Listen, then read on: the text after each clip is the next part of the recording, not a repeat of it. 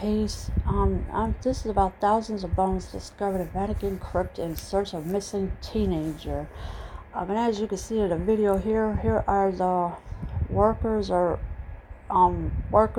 rescue workers or whoever they are, trying to find this girl who has been missing for a very long time. And of course, I'm not going to play the video because I don't want to be in trouble with YouTube. Thousands of bones have been unearthed in two ossuaries discovered in the Vatican City as part of an ongoing search for clues into the disappearance of a 15-year-old girl more than 3 decades ago. So this 15-year-old has been missing for 30 years and nobody could find her at all. And of course, thousands of bones have been unearthed, discovered in the Vatican City. Emanuela Orlandi, who was the daughter of a prominent Vatican employee and lived within the walls of the Holy City, disappeared in the summer of 1983 while on her way home from a music lesson in central Rome. So she was the daughter of a prominent Vatican employee. She disappeared in the summer of 1983 while on her way home from a music lesson. And nobody even noticed that she was not coming back or anything like that. And of course, here's the girl who has been missing for 30 years. She's a beautiful young lady. And that.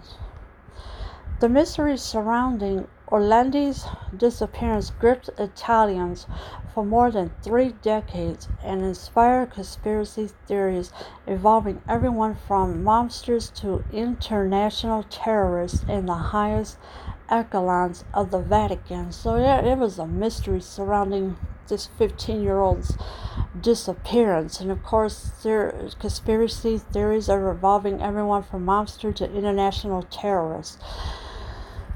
So somewhere along the way, somebody's going to take the blame for this eventually, as soon as they figure out. Now, I'm not sure how old she would be now because she had disappeared at the age of 15. Interest in the case was renewed in summer last year when the Orlandi family received an anonymous tip hinting that Emanuela's remains may be located in the tomb of Princess Sophie von Hohenlohe and Princess Charlotte Frederica of Mecklenburg at the Teutonic Cemetery.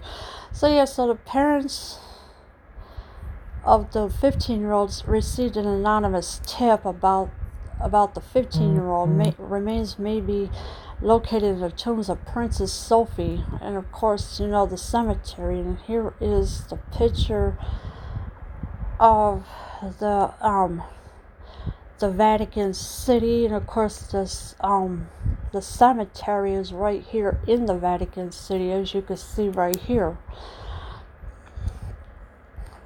The family had received an image of a sculpture and an instruction to look where the angel is pointing. This led them to the Teutonic Cemetery, which is located adjacent to the Grand St. Peter's Basilica and is typically reserved for the burials of German-speaking Catholics. So there was a statue of an angel who was pointing at where the 15-year-old could be at. And of course, adjacent to the Grand St. Peter's Basilica is typically reserved for the German-speaking Catholics. So people that don't speak English, or the Germans, I should say, I'm sorry, that don't speak English, this is where they get buried at. After the Vatican agreed to forensic investigators to open the tombs on July 11th, no human remains nor traces of coffins were found. The Vatican indicated that the remains of the princesses may have been removed during renovation work on the cemetery and surrounding buildings in the 1960s and 70s. Okay, if she wasn't there, then where could she have gone to? Where could they have moved her to?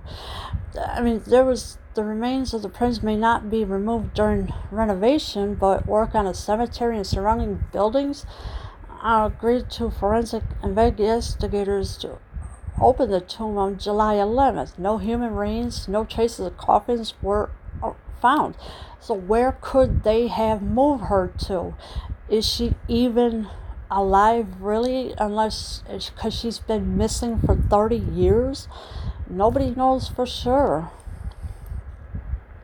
Nevertheless, two ossuaries chambers in which bones of the dead were stored were uncovered during their investigations beneath the floor of an area inside the Tyrantic College. So yeah, nevertheless, no two ossuaries chambers in which bones of the dead are stored. So they store their dead in there.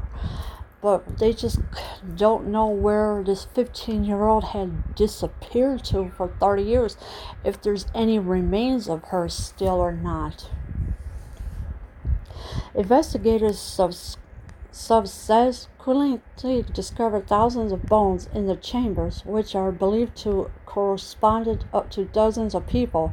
According to Giorgio Portera, a geneticist appointed by the Orlandi family. So there was investigators that discovered thousands of bones in the chambers. So all these bones were pretty much stored in that chamber of the dead. And of course, here's Pope John Paul II with Emanuela Orlandi for her picture and that, and of course there's I do believe it's her family, I'm not sure.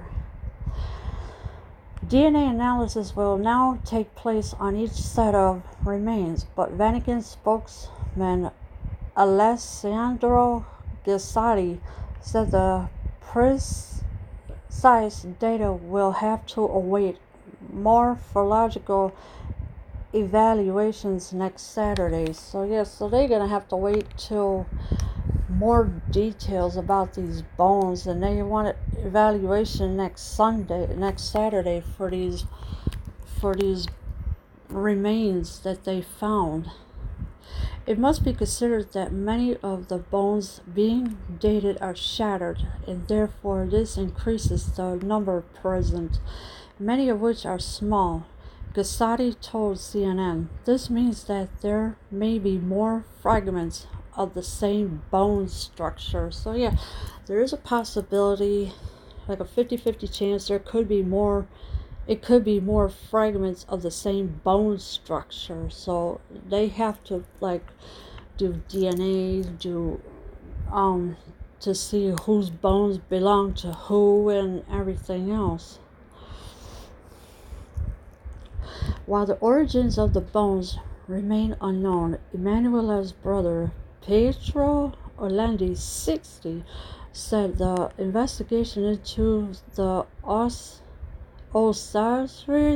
has been a great satisfaction. So yeah, so Emanuela's brother, Pedro, who is 16 years old, said the investigation into the ossuaries has been a great satisfaction. So he's kind of happy at what they're looking for, but not really, because all these remains, you gotta figure out who's who. In the ossuaries, there shouldn't be any recent bones, so if there are, even if it's not Emanuela Orlandi, it will be a problem for the Vatican, he told CNN. There are hundreds of thousands of bones, and now the Vatican is classifying them by age and will investigate the more recent ones. So now they have to go by the age to figure out who are the recent ones.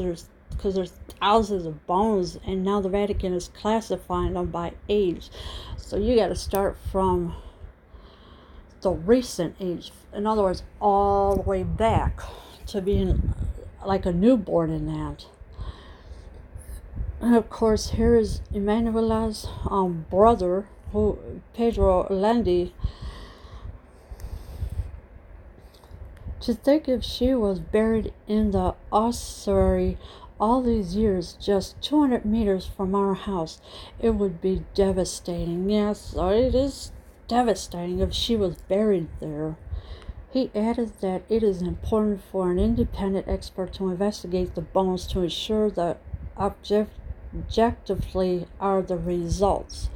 So yeah, he did add more important for an independent expert to investigate these bones.